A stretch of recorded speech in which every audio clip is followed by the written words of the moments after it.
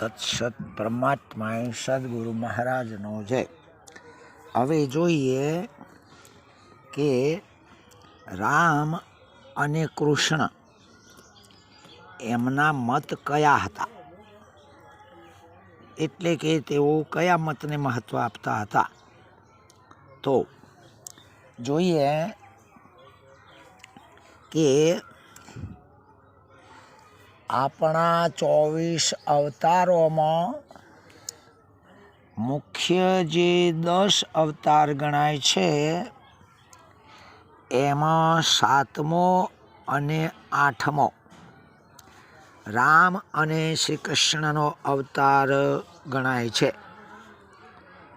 હકીકતમાં જોઈએ તો આ રામ અને કૃષ્ણ એ બેના વચમાં કોઈ ફેર નથી, કોઈ અંતર નથી. તમે રામ કહો કે કૃષ્ણ કહો, અભેદ છે. રામ અને કૃષ્ણ બેમાં વાસ્તવિક સ્વરૂપમાં તો કશો જ ફરક નથી, કારણ કે બંનેમાંથી એકેય ઔપાધિક રીતે પરમાત્મા ન હતા.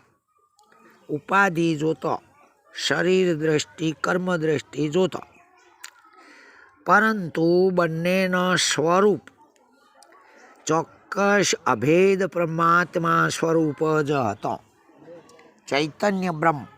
એમ વળી જેમ કક્કાના સરળ અક્ષરો તથા જોડાક્ષરો કે અર્ધ અક્ષરો બધુંએ છેવટે તો ભણતર જ છે, શિક્ષણ જ છે.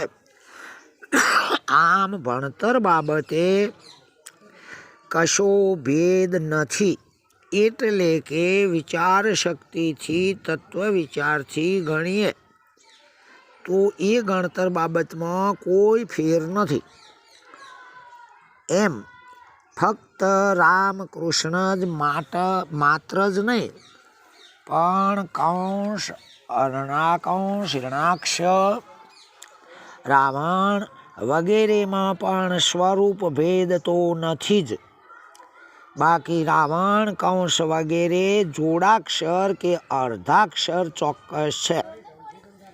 વળી રામનો જે મત હતો એ ધર્મ યુગનો હતો, એટલે કે મર્યાદા કોને કહેવાય અને મર્યાદામાં કઈ રીતે રહેવું, એટલે કે ધર્મ કહે એ જ રીતે કરવું, અગર તો એ રીતે રહેવું.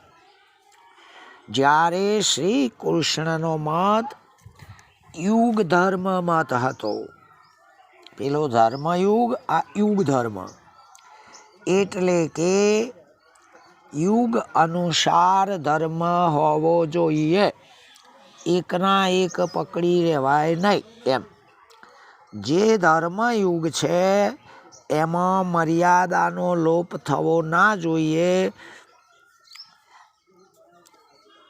એટલે કે જ્ઞાન તથા સ્વતંત્રતાનો લોપ ના થવો જોઈએ. આમ જ્ઞાન હોય તો જ ધર્મ સચવાય છે, અને ધર્મ જ જ્ઞાનને જાળવી રાખે છે. આમ પરસ્પર સોંકળ રૂપ છે. શ્રીરામ વર્તમાનને સમજતા હતા, એવો વર્તમાન ઉપર ભાર મૂકતા હતા, જ્યારે શ્રી કૃષ્ણ સામાનો ભાવ સમજતા હતા કે સામા વ્યક્તિનો ભાવ શું છે. શ્રીરામ કોઈ પણ કાર્ય જાતે કરતા હતા, જ્યારે શ્રી કૃષ્ણ બીજાના પાસે કરાવતા હતા. શ્રીરામ તું પરમાત્મા છે, એટલે કે વશિષ્ઠના વાક્ય દ્વારા હું પરમાત્મા છું એમ સમજતા હતા, જ્યારે શ્રી કૃષ્ણ હું ભગવાન છું એવો બોધ કરતા હતા. શ્રી રામના તમામ કાર્ય વ્યવહાર શીખવે છે, જ્યારે શ્રી કૃષ્ણના દરેક કાર્ય ભેદ ભર્યા હોય એવું જણાય છે. શ્રીરામ એક પત્ની વ્રતના પાલક હતા. ખબર છે ને, અશ્વમેઘની અંદર સોનાનું મૂર્તિ બનાવી પણ બીજી સીતાને ના બેહવાડી દઈ. એક પત્ની વ્રત પૂર્ણ પાળ્યું. એમ જ્યારે શ્રી કૃષ્ણ અનેક પત્નીઓની સાબિતી આપે છે, એનો અર્થ એવો નહીં કે એમને એટલી બધી સ્ત્રીઓ હતી, પણ એમણે દુષ્ટો જે રંજાડતા હતા એ કારાગૃહમાંથી સ્ત્રીઓને મુક્ત કરાવી હતી. એમ શ્રીરામ રામ રાજ્ય સ્થાપે છે, જ્યારે શ્રી કૃષ્ણ સત્યરાજ સ્થાપે છે. શ્રીરામ અદ્વૈત મતને સમજે છે, જ્યારે શ્રી કૃષ્ણ અદ્વૈતને સ્થાને પોતાને જ સમજે છે. શ્રીરામ વચન પાલક છે, જ્યારે શ્રી કૃષ્ણ કલા એટલે કળા અને યુક્તિવાન જણાય છે. એટલે કે પહેલાં ગણવાદ અને સામ્રાજ્યવાદો જે ચાલતા રાજનીતિમાં, એવા ગણવાદ અને સામ્રાજ્યવાદ, એમાં સામ્રાજ્યવાદનો અર્થ એવો હતો કે કોઈને કોઈ પણ રીતે પ્રજાને ઊંચી થવા દેવી નહીં. જો એ સામું બોલશે તો આપણા રાજ્યો રહેશે નહીં. એટલે કે ગમે પરિસ્થિતિએ દબાવી રાખો, દબાણ પ્રથા હતી, જેને સામ્રાજ્યવાદ કહેવાય.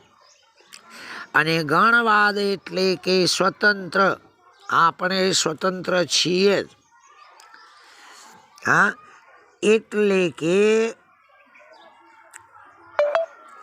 કોઈના દબાણ કે લાચારી હેઠળ રહેવું નહીં.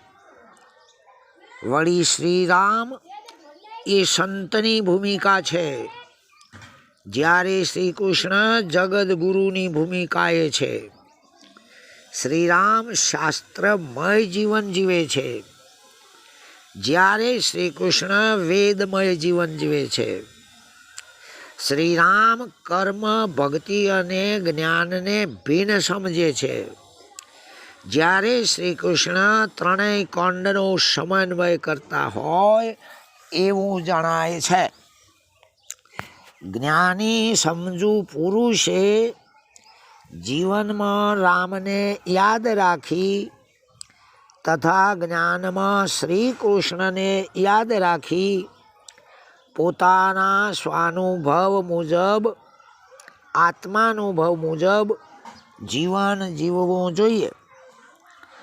શ્રીરામને જગ મિથ્યા બ્રહ્મ સત્યમ એટલે કે જગત પ્રપંચ છે, જીવ બ્રહ્મ જુદા નથી, એવો વશિષ્ઠજીનો બોધ હતો. જ્યારે શ્રી કૃષ્ણને સર્વાધિષ્ઠાન હું જ છું, પોતે જ છું, એવો સાંદીપ્યજીનો બોધ હતો. શ્રીરામ બ્રહ્મનો સાકાર લીલા અવતાર ગણાય છે, જ્યારે શ્રી કૃષ્ણ સંપૂર્ણ ઈચ્છાનુસાર દિવ્યા અવતાર એટલે યોગા અવતાર ગણાય છે. આપણું શરીર જે છે તે બધી જ બાબતોમાં માયાનો મર્યાદાવાળો અવતાર છે, જ્યારે આત્મા એટલે જીવ, જ્ઞાન અવતાર એટલે યોગા અવતાર છે. આમ શરીર રૂપે શ્રીરામ અને શબ્દ સ્વરૂપ શ્રી કૃષ્ણ આપણા માટે સત્વ ગુણ વિચારધારાના અવતારો છે. શ્રી નિરાંત મહારાજે પણ કાવ્ય વિભાગમાં શ્રી રામને અને પ્રતીકમાં શ્રી કૃષ્ણને જ માન્ય ગણ્યા છે. આપણા જીવનમાં બંને પુરુષોની સમન્વયતા જરૂરી છે, કારણ કે લંકામાં સોનું લેવા જતી વખતે શ્રી કૃષ્ણએ હનુમાનજીને શ્રી રામ તથા શ્રી કૃષ્ણ બંને એક જ છે એવું બેવડું એક જ શરીર ધારણ કરીને અમો બંને એક જ છીએ એવો બોધ કર્યો હતો હનુમાનજીને.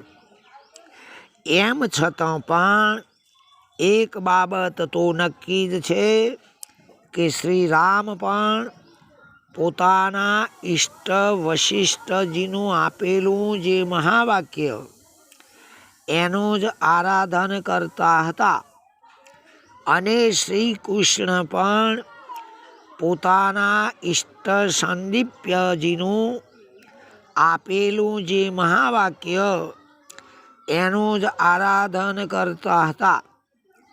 આમ બંનેના મહાવાક્યોનો લક્ષ્ય દરેકે દરેકનો આત્મા જ હતો કે જે અભેદ સ્વરૂપ હતો, જેમાં કોઈ જ ભેદ પ્રવર્તમાન ન હતો એ નક્કી જ છે. ઓમ તત્સત. પરમાત્માએ સદગુરુ મહારાજનો જય.